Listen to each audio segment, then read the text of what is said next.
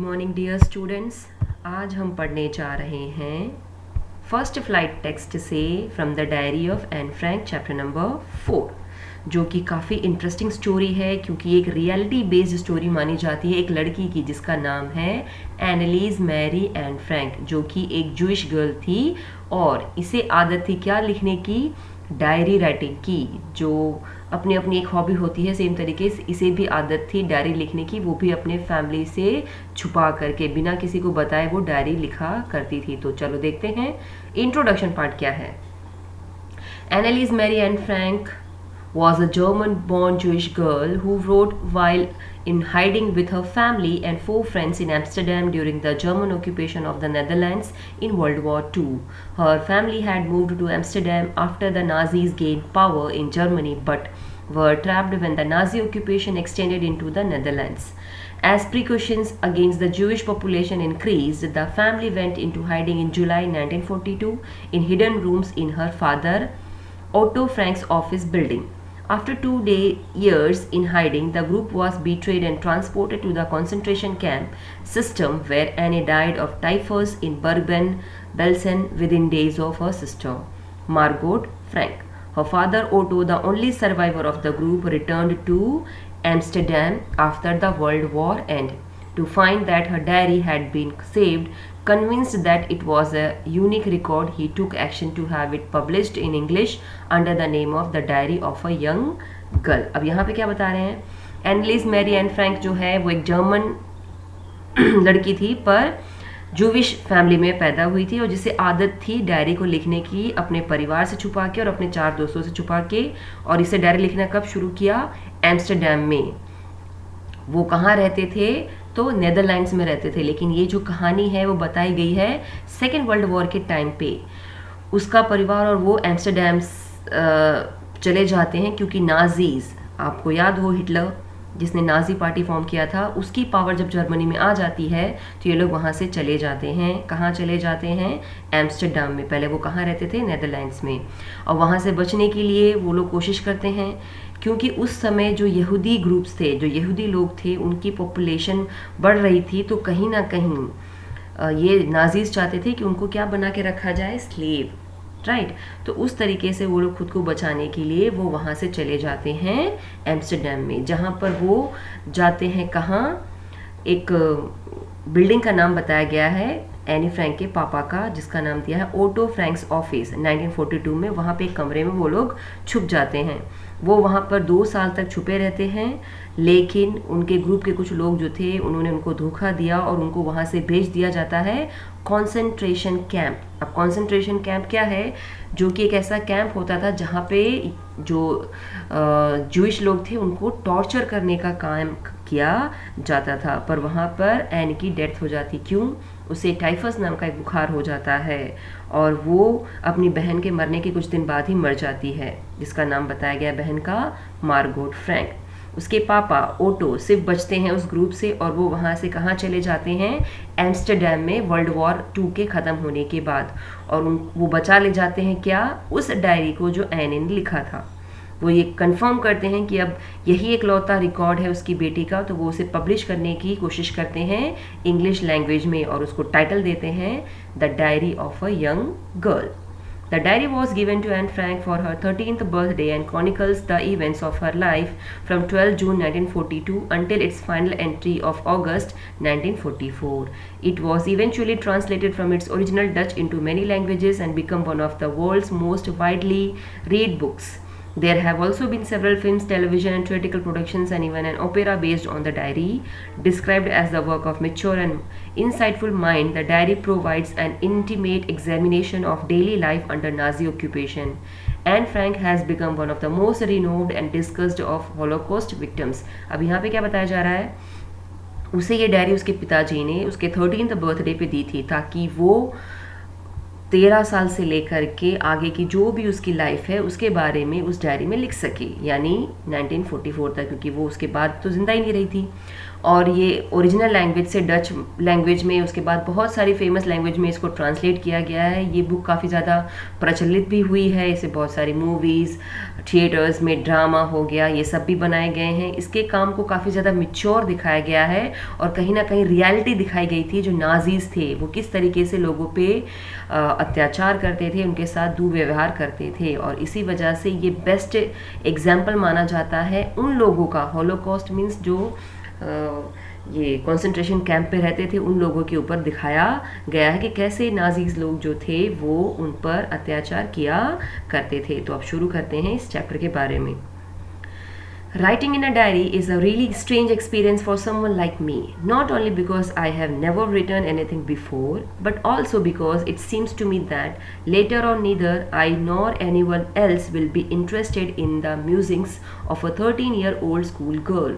Oh well, it doesn't matter. I feel like writing and I have an even greater need to get all kinds of things off my chest. Diary writing actual में एक अजीब सा experience माना जाता है, वो भी किसके लिए? मेरे जैसे व्यक्ति के लिए। सिर्फ मेरे जैसे व्यक्ति के लिए नहीं, ऑलमोस्ट हर उस इंसान के लिए जिसे पता है कि बाद में जा करके उसकी डायरी को कोई भी इंटरेस्ट के साथ पढ़ने वाला नहीं है, और उसमें भी खास करके एक 13 साल की स्कूल में पढ़ने वाली बच्ची की। पर मुझे कोई फ़र्क नहीं पड़ता, मुझे लिखना था तो मैंने लिखा है, क्योंकि मुझे इसकी बहुत ज़्यादा ज़रूरत महसूस हुई। Paper has more patience than people. I thought of this saying on one of those days when I was feeling a little depressed and was sitting at home with my chin in my hands, bored and listless, wondering whether to say in go or out. I finally stayed where I was brooding. Yes, paper does have more patience. And since I am not planning to let anyone else read this stiff-backed notebook grandly referred to as a diary, unless I should ever find a real friend, it probably won't make a bit of difference. अब यहाँ पे क्या बता रहा है? Diary के बारे में बताया। तो हम सब की भी आदत होती है, कई लोगों को आदत होती है हर दिन जो कुछ वो महसूस करते हैं वो डायरी में लिखने की। बट यहाँ पे एन को डायरी लिखने की नौबत क्यों आई? क्योंकि उसका एक्चुअल में रियल में कोई दोस्त नहीं था। तो ये यहाँ पे क्या बता रही है? Paper has more patience than people. एक कागज़ में बहुत ज़्यादा धीरज होती है इंसानों के कंपैरिजन में। हम जानते हैं कि अगर हमें कुछ अपने आप को फील करवाना है, कुछ याद करना है, तो हम जनरली पेपर पे लिखते हैं। तो सेम तरीके से इस लड़के को भी सबसे ज़्यादा विश्वास किस पे था? कागज़ों पर। इसीलिए वो अपने बारे में बताती है कि मैं एक दिन उन दिनों की बातें कर रही हूँ जब मैं बहुत ज़्यादा डिप्रेस्ड थी, अपने घर पे बैठी थी, अपने चिन एरिया को अपने हाथ पे ऐसे रख करके बैठी हुई थी और वेट कर रही थी कि क्या मैं घर के अंदर रहूँ या बाहर जाऊँ। बाहर जाऊँगी तो उसे पता था कि वो पकड़ी जाएगी, क्योंकि ये वर्ल्ड वॉर 2 के बारे की वो कहानी है। और क्यों इसे पेपर हैज़ मोर पेशेंस बताया गया है? क्योंकि अगर वो उस टाइम पे जो भी नाजीज़ के द्वारा या हिटलर के द्वारा जो भी टॉर्चर हो रहे थे या जो भी व्यवहार हो रहा था, अगर वो पेपर पे ना लिख करके किसी से शेयर करते तो उसके खिलाफ एक्शन हो सकते थे। इसीलिए उसने पेपर को ज़्यादा पेशेंट बताया है यहाँ पर। वो ये भी कहती है कि मैं इस डायरी को तब तक लिखना बंद नहीं करूँगी जब तक मुझे कोई ऐसा दोस्त ना मिल जाए जिस पे मैं विश्वास कर सकूँ। लिस्टलेस का मतलब बताया जाता है बिना दिलचस्पी के। आगे बढ़ते हैं। Now I am back to the point that prompted me to keep a diary in the first place. I don't have a friend. तो अब वो बताती है कि अब मैं ऐसे सिचुएशन में आ गई हूँ जहाँ पर मुझे डायरी को सबसे ज़्यादा इंपॉर्टेंस देनी पड़ेगी, क्योंकि मेरे पास कोई दोस्त नहीं है। उसने ये डायरी इसलिए लिखी थी क्योंकि उसका कोई दोस्त नहीं था। तो वो जनरली अपनी सारी बातें किससे शेयर किया करती थी? अपनी डायरी से। और उसने इस डायरी को नाम दिया है किटी, KITTY। आगे देखते हैं। Let me put it more clearly, since no one will believe that a 13-year-old girl is completely alone in the world, and I am not. I have loving parents and 16-year-old sister, and there are about 30 people I can call friends. I have a family, loving aunts, and a good home. No, on the surface, I seem to have everything except my one true friend. All I think about when I am with friends is having a good time. I can't bring myself to talk about anything but ordinary everyday things. We don't seem to be able to get any closure, and that's the problem. Maybe it's my fault that we don't confine each other. In any case, that's just how things are, and unfortunately they are not liable to change. This is why I have started the diary. वो क्या कहती है? मैं और clearly बता दूं, वैसे तो कोई विश्वास नहीं करेगा कि 13 साल की स्कूल में पढ़ने वाली बच्ची इस दुनिया में अकेली है, बट मैं हूँ। वैसे मैं नहीं हूँ क्योंकि मेरे पास बहुत अच्छे प्यार करने वाले माँ बाप हैं, एक 16 साल की बहन भी है और कुछ 13 ऐसे दोस्त 30 ऐसे दोस्त हैं जिनको मैं दोस्त कह सकती हूँ।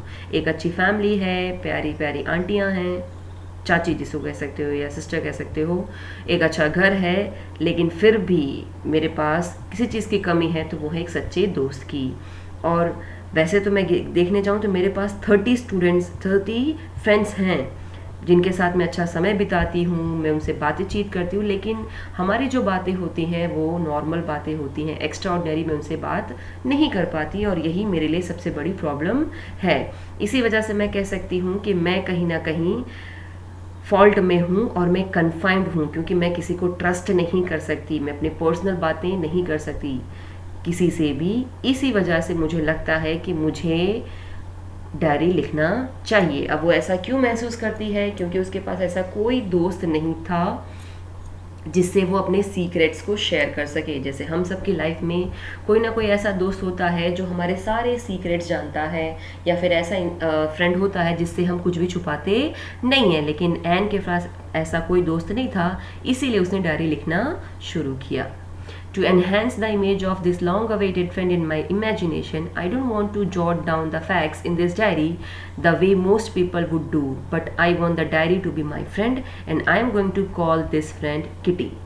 वैसे तो मैं इस लंबे समय से इंतज़ार किए जाने वाले दोस्त के बारे में सोच भी नहीं सकती थी, लेकिन अब वो सच्चाई में परिवर्तित हो गया है और वो कुछ और नहीं, मेरा फ्रेंड, न्यू फ्रेंड है और जिसे मैं बुलाऊंगी kitty. Since no one would understand a word of my stories to Kitty if I were to plunge right in, I had better provide a brief sketch of my life, much as I dislike doing so. वैसे तो कोई समझ में नहीं आएगा, न किसी के समझ के बाहर है कि स्टोरीज क्या है अगर मैं किटी के बारे में बोलूँगी या वहाँ पर उसके बारे में स्पेसिफाई नहीं करूँगी।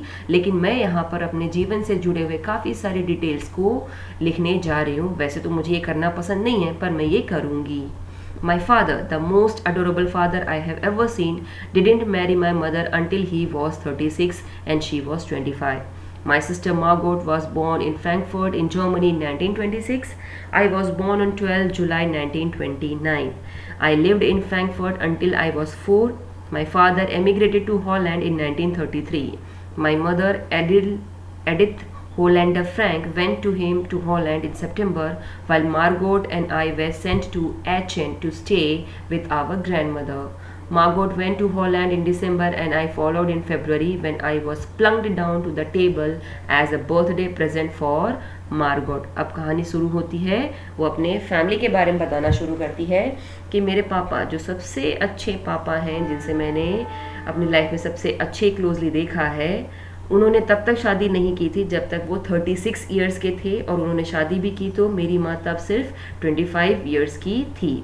मेरी बहन जो कि फ्रैंकफर्ट में पैदा हुई थी 1926 में, जो 16 इयर्स की बताई गई हैं, और मैं 12 जून 1929 फ्रैंकफर्ट में पैदा हुई हूँ। मैं फ्रैंकफर्ट में तब तक रही जब तक मैं 4 साल की ना हो गई। वहाँ से मेरे पापा चले जाते हैं हॉलैंड 1933 में, और मेरी मम्मी भी उनके साथ हॉलैंड में चली जाती हैं सितंबर में, जबकि मैं और मेरी बहन मार्गोट भेज दिए जाते हैं एचेन नाम की जगह है जहाँ पे मेरी दादी रहती थी। उसके बाद मार्गोट भी हॉलैंड चली जाती है दिसंबर में, और मैंने उसको फॉलो किया, मतलब मैं भी हॉलैंड चली गई कब, फरवरी में। फिर वहाँ पर मुझे एकदम से देखने को मिलता है क्या, मेरी बहन का बर्थडे, और वो बर्थडे होता है as a present. I started right away at the Montessori Nursery School. I stayed there until I was 6, at which time I started in the first form. In the 6th form, my teacher was Mrs. Kipras, the headmistress. At the end of the year, we were both in tears as we said a heartbreaking farewell. वो क्या कहती है, मैंने मेरी education शुरू करी Montessori LKG UKG जिसे कहा जाता है, और मैं जब तक 6 साल की नहीं हो गई तब तक मैंने वो एजुकेशन वहाँ पे ली। वहाँ से मैं फर्स्ट में जाती हूँ। जब मैं 6th में आती हूँ तब मुझे मेरी मुलाकात मेरी टीचर से होती है, जो कि मिसेस क्यूप्रेस मारी जाती हैं, जो वहाँ की हेड मिस्ट्रेस भी थी। जब वो साल का अंत आता है तब बात आती है हम दोनों के जुदा होने की, और हम दोनों ही रो करके वहाँ से विदाई लेते हैं। In the summer 1941, grandma fell ill and I had to have an operation, so my birthday passed with little celebration. आगे कहानी बताती है 1941 में जब मेरी दादी माँ बीमार हो जाती हैं और उसी समय मेरा एक ऑपरेशन भी था, तो वो जो मेरा बर्थडे आता है वो काफ़ी सिंपल तरीके से सेलिब्रेट हमने किया. Grandma died in January 1942. No one knows how often I think of her and still love her. This birthday celebration in 1942 was intended to make up for the other, and Grandma's candle was lit along with the rest. दादी बीमार थी और उसके अगले ही साल दादी की death हो जाती है जनवरी में, और उनको कोई नहीं जानता कि मैं अभी भी उनको कितना मिस करती हूँ, कितना प्यार करती हूँ. ये जो बर्थडे सेलिब्रेशन है 1942 का, वो इतना कुछ खास नहीं था, लेकिन उनकी याद में मैंने एक कैंडल भी जलाया. The four of us are still doing well, and that brings me to the present date of June 1942 and the solemn dedication of my diary. अब हम चारों बहुत अच्छे से यहाँ पे रह रहे हैं. फिलहाल अगर आज की तारीख की बात करें, जो कि 20 जून 1942 की बताया जा रहा है, मैं अकेले हूँ और मैं पूरी तरीके से डेडिकेटेड हूँ. किससे? अपनी डायरी से. आगे देखते हैं वो डायरी में क्या लिखती है. अब वहाँ पर उसने कुछ मेंशन किया है डेट के साथ. सैटरडे 20 जून 1942, 20 जून की बात बताई, जहाँ पे मैंने बताया कि वो अकेली होती है अपनी डायरी के साथ. तो लिखती है, dearest kitty, our entire class is quaking in its boots. The reason, of course, is the forthcoming meeting in which the teachers decide who will move up to the next form and who will be kept back. Half the class is making bets. GN and I laugh ourselves silly at the two boys behind us, Ken and Jax, who have staked their entire holiday saving on their bet. From morning to night, it's you are going to pass. No, I am not. Yes, you are. No, I am not. Even G's pleading glances and my angry outburst can't calm them down. If you ask me, there are so many dummies that about a quarter of the class should be kept back, but teachers are the most unpredictable creatures on earth. अब ये एक incident बताती है कि हमारी पूरी class बातें कर रही थी, झूम रही थी, और इसके पीछे का रीज़न क्या था? हमारी 4th मीटिंग आने वाली थी, जहाँ पे टीचर ये बताने जाने वाले थे कि कौन से बच्चे आगे जाएंगे, कौन से बच्चे यहीं पर रह जाएंगे. मीन्स क्लास बदलने की बात हो रही थी. उस टाइम पे GN हम सब मिलकर के बातें कर रहे थे. हमारे पीछे कुछ बच्चे बैठे थे, बॉयज़ बैठे थे, CN एंड जैक्स, जो बहुत ज़्यादा बातें कर रहे थे और बता रहे थे कि उन्होंने पूरी हॉलीडे कहाँ अपने बेट को सेव करने में बचाई थी.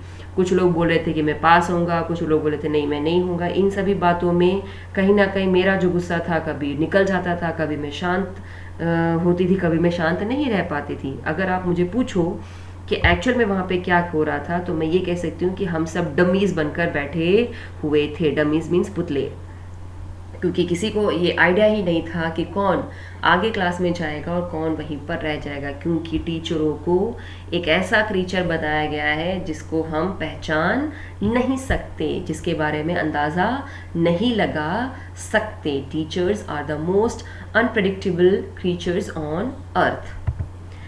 I am so worried about my girlfriends and myself. We will make it. The only subject I am not sure about is maths. Anyway, all we can do is wait. Until then, we keep telling each other not to lose heart. मैं बहुत ज़्यादा tension में नहीं थी, पर थोड़ा घबरा रही थी मेरी जो भी दोस्त थी और अपने बारे में. वैसे तो मैंने ये रिजल्ट निकाल ही लिया होगा, लेकिन एक विषय का उसे बहुत ज़्यादा टेंशन था और वो था मैथ्स, गणित.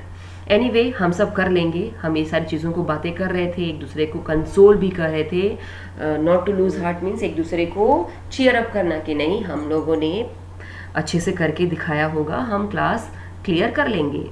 I get along pretty well with all my teachers. There are 9 of them, 7 men and 2 women. Mr. Keesing, the old fugue who teaches maths, was annoyed with me for ages because I talked so much. After several warnings, he assigned me extra homework, an essay on the subject, a chatterbox. A chatterbox? What can you write about that? I had worry about that later. I decided I jotted down the title in my notebook, tucked it in my bag and tried to keep quiet. लड़की बताती है, वैसे तो मेरा सबके साथ का जो बिहेवियर था वो कैसा दिखाया गया है, अच्छा, लेकिन आगे डिटेल में बताते हुए कहती है, वैसे तो मेरे पास हमको पढ़ाने वाले 9 टीचर थे, जिसमें से 7 मेन थे और 2 विमेन थी, जिसमें से एक टीचर के बारे में यहाँ पे मेंशन किया गया है, मिस्टर कीजिंग, जिसे कैसा दिखाया गया, old फोगे।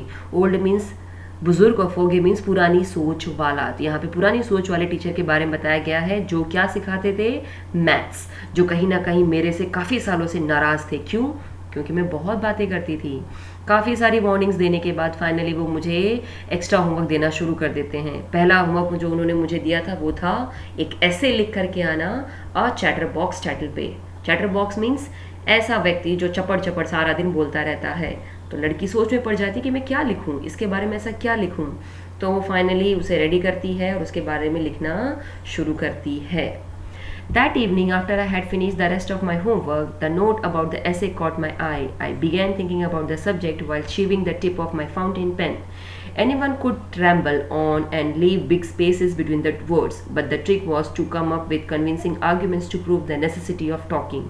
I thought, and suddenly I had an idea. I wrote the 3 pages Mr. Keesing had assigned me, and it was satisfied. I argued that taking a student straight and that I would do my best to keep it under control, but that I would never be able to cure myself of the habit since my mother talked as much as I did, if not more, and that there is not much you can do about inherited traits.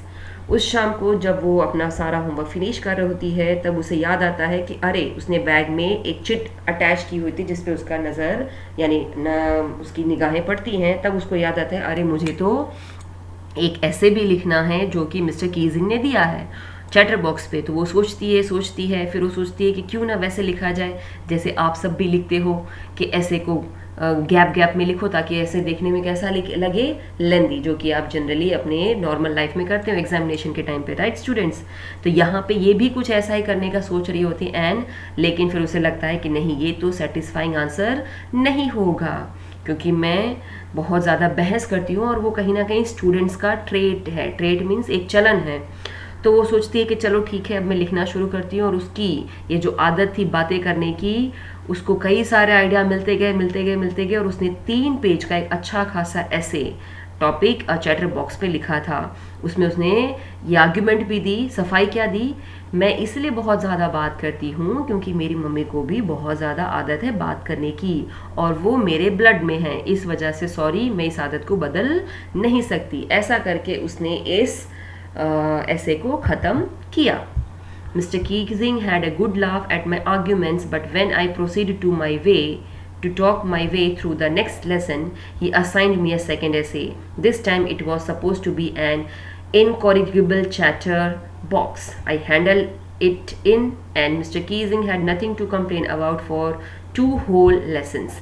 However, during the 3rd lesson, he had finally had enough, and Frank, as punishment for talking in class, write an essay entitled "Quack Quack Quack," said Mistress Chatterbox. अब होता यूं है, कहानी बताती है कि जब mister Keesing को मैं वो ऐसे दिखाती हूँ दूसरे दिन स्कूल में जा कर के, तब उनको मेरी जो दलील थी, जो मेरे ऐसे में लिखे गए मेरे जो रीजंस थे, वो काफ़ी ज़्यादा अच्छे लगे और वो हंसने लग जाते हैं।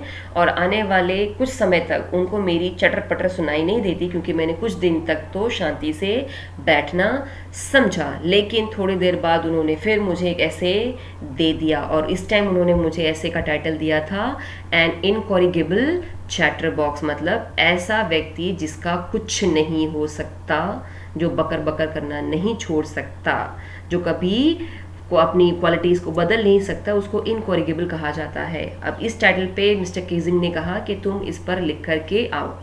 जब सेकेंड बार उसको ऐसे दिया तो उस लड़की ने आने वाले 2 लेसन्स तक, यानी 2 पीरियड तक कुछ नहीं बोला, लेकिन 3rd लेसन के टाइम पे फाइनली एनी की बकर बकर शुरू हो जाती है और एज ए पनिशमेंट फिर से मिस्टर कीजिंग उसको एक ऐसे लिखने का टॉपिक देते हैं, और इस बार टॉपिक था quack quack quack said mistress chatter box. अब ये टाइटल पे उसको फिर से एक ऐसे लिखना था।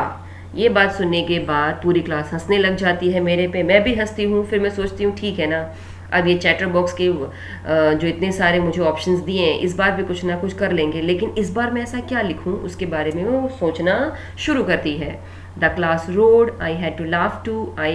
Though I had nearly exhausted my ingenuity on the topic of chatterboxes, it was time to come up with something else, something original. My friend San, who's good at poetry, offered to me to write the essay from beginning to end in verse, and I jumped for joy.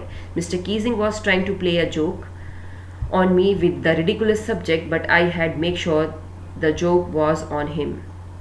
I finished my poem and it was beautiful. It was about a mother duck and a father swan with 3 baby ducklings who were bitten to death by the father because they quacked too much. Luckily, Mr. Keesing took the joke to the right way. He read the poem to the class, adding his own comments, and to several other classes as well. Since then, I have been allowed to talk and haven't been assigned any extra homework. On the contrary, Mr. Keesing always making jokes these days. Yours and extracted from the diary of a young girl with slight adaptation. अब यहाँ पे क्या बताया जा रहा है? जब mister Keesing ने उसको 3rd टाइम बोला, पनिशमेंट दिया कि तुम्हें एक और ऐसे लिखना पड़ेगा, और वो टॉपिक क्या था? Quack quack quack said mistress chatterbox. अब ये जो लड़की थी, इसकी बारी आती है तीसरी बार लिखने की, तो पूरी क्लास जो है उस पर हंसना शुरू हो जाती है, चिल्लाना शुरू हो जाती है, और ऐसे टाइम पे हम भी थोड़ा शर्मिंदा फील होते हैं और हम भी हंसना शुरू हो जाते हैं। लेकिन लड़की कहती है कि मेरे तो जो भी थॉट्स थे चैटर बॉक्सेस पे वो तो ख़त्म हो गए, अब मैं क्या लिखूं कि जिससे इसका कुछ अच्छा रिजल्ट मिले। तब वो सोच रही होती है, तभी उसकी एक फ्रेंड के बारे में बताया गया है, सैन, जो काफ़ी ज़्यादा अच्छी बताई जाती है कविता में। उसने उसको बोला कि मैं तुम्हारी हेल्प करती हूँ, तुम स्टार्टिंग में ऐसे से शुरू करो, लेकिन एंड में आते आते तुम उसको एज ए पोएम बना देना। मिस्टर कीजिंग, जिनको ये देने की आदत है, वो भी खुश हो जाएंगे। मिस्टर कीजिंग जो थे वो अक्सर एंड पे क्या किया करते थे? मजाक उड़ाया करते थे, क्योंकि वो बहुत बातें करती थी अपने स्टूपिड से सब्जेक्ट के साथ। तो इस बार उसने सोच लिया था कि ये जो जोक है उनको बार बार मेरे पे करने की, ये जोक मैं उन पे करूँगी, पर वो इसको बुरा ना मान जाए। उस पूरी सोच के साथ वो इस पोएम को कंप्लीट करती है, और वो बहुत सुंदर पोएम बन करके निकलती है। और ये पोएम थी अबाउट मदर डक, यानी एक डक और एक स्वैन यानी हंस की, जिसके 3 बेबी डकलिंग्स थे, बतख के बच्चे थे, और जो ये फादर स्वैन था वो उनको काट काट के मार डालता है। क्यों? क्योंकि बच्चों को बहुत ज़्यादा आदत थी क्वैक क्वैक करने की, यानी बोलने की। जब मिस्टर कीजिंग इसको पढ़ते हैं तो टच वुड वो बताती हैं कि अच्छा हुआ कि उन्होंने सही तरीके से इस जोक को लिया, अपने पर्सनल पर नहीं ले गए, क्योंकि उसे ऐसा था कि अगर उन्होंने पर्सनली ले लिया तो फिर से शायद उसे कोई पनिशमेंट मिलती। उन्होंने बहुत ही खुश होकर के उस पूरी पोएम को पूरे क्लास के सामने पढ़ा, और इतना ही नहीं, उस पोएम को पढ़ते वक्त उनके खुद के जो भी उनके सुझाव थे, कमेंट्स थे, वो भी उन्होंने ऐड किया। इतना ही नहीं, वो दूसरे क्लासेस में भी जाकर के उन्होंने इस कविता को जो मैंने लिखी थी उसे सुनाई। तब से मैं आज तक अलाउ की गई हूँ कि मैं कभी भी कुछ भी बोल सकती हूँ, बातें कर सकती हूँ, और मुझे उसके लिए कोई एक्स्ट्रा होमवर्क भी नहीं मिला। मिस्टर कीजिंग जो हमेशा जोक्स करते थे, अभी कुछ दिनों से उन्होंने जोक्स करने भी बंद कर दिए। अब वो डायरी को एंड करती है, योर्स, आपकी, एंड। तो ये जो चैप्टर था एक्चुअल में एक रियलिटी थी, किसकी? एन की, जिसने महसूस किया था, और उसने उस अपने महसूस को, अपने एक्सपीरियंस को डायरी के फॉर्म में हम तक पहुंचाया। आई होप आपको ये जो चैप्टर है from the diary of Anne Frank अच्छे से समझ में आ गई होगी।